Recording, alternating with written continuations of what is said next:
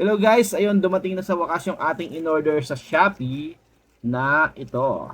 Ang laman lang naman ito is casing. Casing siya ng cellphone. So, anong cellphone kaya to? Anong casing ng cellphone to? Hulaan nyo. Sana natin. Dumating siya. So, ito na. Tan tan tan tan, itim. Puti. Uy, pahaba. Alam niyo ba kung para saan tong casing na to? Alam niyo ba? Ang tagal nating inantay ito. Siguro mga 5 days. 5 days bago dumating. So, buksan na natin siya ng tuluyan. Ang hirap buksan ng mga plastic niya. Oh, diba? Anong casing yan?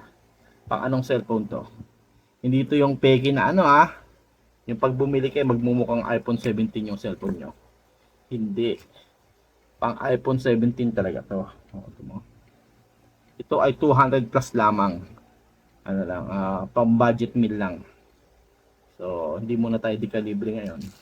Kaya budget meal muna. Pero maganda siya, oh. Aakalain mo bang 200 plus lang yan? Hindi, di ba? So, ayun, inuna nga natin tong casing na to. Kasi nga, wala pa tayong iPhone 17.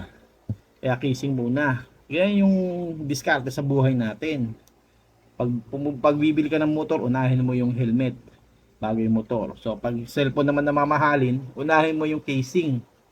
Tapos, susunod na lang yung cellphone. So, baka bukas makabili na tayo ng iPhone 17 kung suswertehin. Kung hindi tayo papalarin, baka next week, next month, o next year.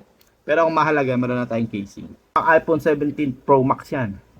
Oh, walang daya yan. Hindi yan pwede sa Android. Hindi yan pwede sa iPhone 16 Pro Max.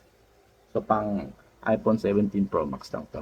So, yun, abangan natin kung papalarin tayo at makabili tayo ng iPhone 17 Pro Max para meron na tong paglalagyan. Alright!